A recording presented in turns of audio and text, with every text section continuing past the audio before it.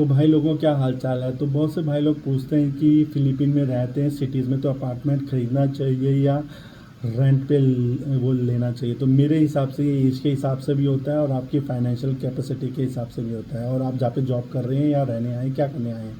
तो मैंने जो ये लिया, ये मैं 2 साल पहले ये अपार्टमेंट वो लिया हुआ है। ये है 38 स्क्वायर मीटर। इसका वो रीज़न ये इसलिए था कि मेरा जो बेटा है वो मनीला में स्टडी कर रहा है। तो जहाँ पे मेरा घर है वहाँ से उसका जो स्कूल है वो कम से कम 1 आवर है। अगर सुबह सुबह 5 बजे मैं आता हूँ, 5 बजे, और टोल टैक्स भी ये सब है। तो अगर मैं उसको रोज़ छोड़ने आता तो 2,000 रुपये लगता है रोज़ का, वीकडेज़ में।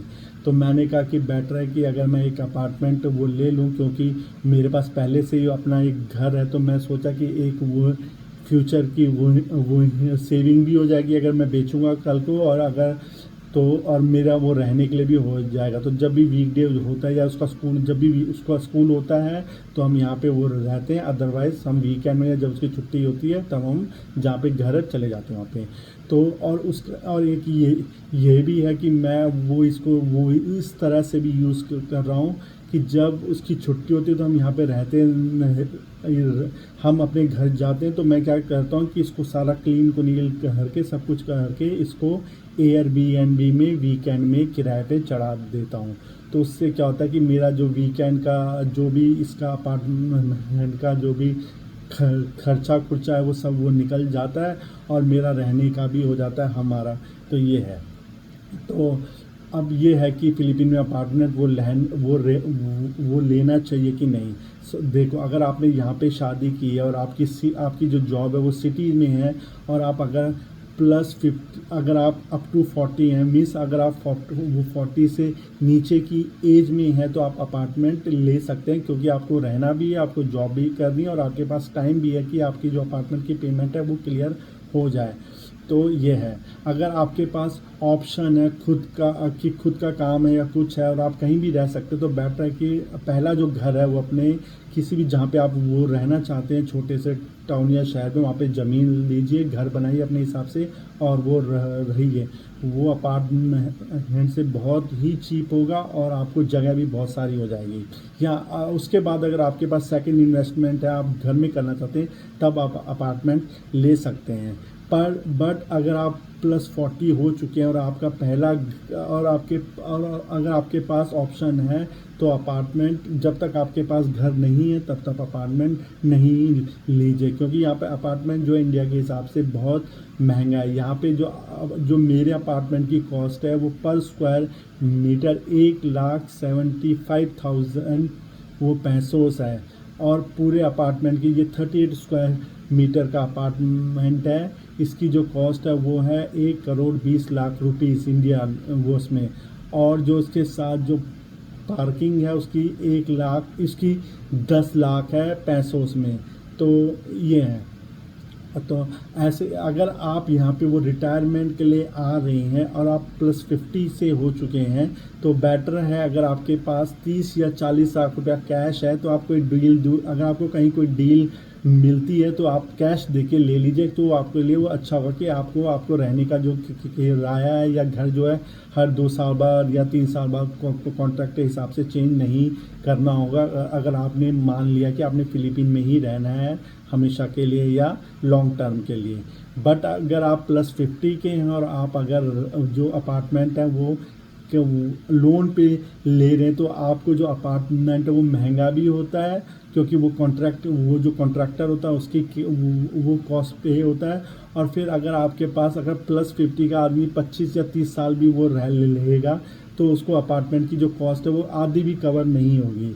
तो बेटर है कि आपका जो लाइफ स्पैन है वो देखिए कि कितना है, कि 30 साल भी अगर लेंगे और 1,20,00,000 का अपार्टमेंट लेंगे, तो अगर 30,000 के हिसाब से भी आप 30 साल में पहुंच नहीं पाएंगे। तो इसको आप कहीं दे भी नहीं सकते अपनी फैमिली या उसको, या तो किसी कोई आपका बहुत अच्छा वो दोस्त होगा जो आपके लिए बेच बूझ के आपकी फैमिली को खुद दे देगा, या कोई होगा। तो ये सब चीज़ें, और यहाँ पे जो अपार्टमेंट है वो महंगे हैं, पहले से कहा हुआ, और एसोसिएशन ड्यू भी महंगा है। तो ये है। तो वो ये सब है। बहुत से जो अपार्टमेंट है वो रेंट टू ओन होते हैं, पर इसका मतलब ये नहीं होता कि आपने 12,000 रुपये दिए हर महीने और आप उसको रेंट ओन नहीं। उसमें क्या होता है कि उसमें पहले से कुछ अप फ्रंट पेमेंट वो मांगते हैं, वो डाउन पे वो होती है, और फिर उसके बाद वो चेक वो मांगते हैं, और सब कुछ उसमें जो चेक्स होते हैं वो ये भी होते हैं, कुछ कुछ वो जो पेमेंट्स होती है वो हर साल की भी होती है। वो लमसम 2-3 लाख रुपया जो आपको हर साल देना भी है, उसके ऊपर भी जो आपको महीने का देना है। और ये भी है। दूसरा ये है कि लोकेशन, जैसे मैंने लिया तो मैंने ये सोच के लिए लिया था कि ये जो है ये सेंट्रल है, ये पुराना एरिया है, यहाँ इसका नाम है कुबाओ। तो कुबाओ से क्या कि मनीला के लिए, वो फिलीपीन के लिए बसेज जो है यहाँ से सब चलती है। तो यहाँ पे क्या, ये बिजी एरिया है, यहाँ पे मॉल भी है, थिएटर भी है, और जितने भी शोज़ होते हैं, कोई सिंगिंग परफॉर्मेंस होती है, वो सब यहीं होती है। तो इसके कारण भी ये था, तो बेटर है। तो आई होप कि आप जो ये वीडियो देख रहे होंगे, आपको अगर आप अपार्टमेंट लेने की सोच रहे हैं तो इन सब चीज़ों की आपको कंसिडर करना चाहिए। फर्स्ट एज फैक्टर, और वो दूसरा है कि आप कितने, आप यहाँ पे क्यों रह रहे हैं। अगर शादीशुदी की है या जॉब कर रहे हैं तब तो बेटर है। अगर आप यहाँ पे वो रिटायरमेंट के लिए ले रहे हैं, और 2-3 जैसे अब वो 6-7 महीने रहेंगे और 4-5 महीने कहीं और रहेंगे तो बेटर है, तब भी मत लीजिए, क्योंकि इसका कोई फ़ायदा नहीं है।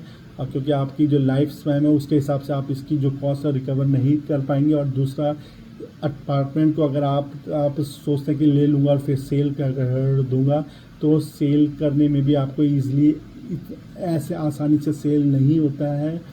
तो ये सब चीज़ें कंसिडर करनी होगी। अब मैं अगले जो वीडियो में आप मेरे अपार्टमेंट का टूर देख सकते हैं।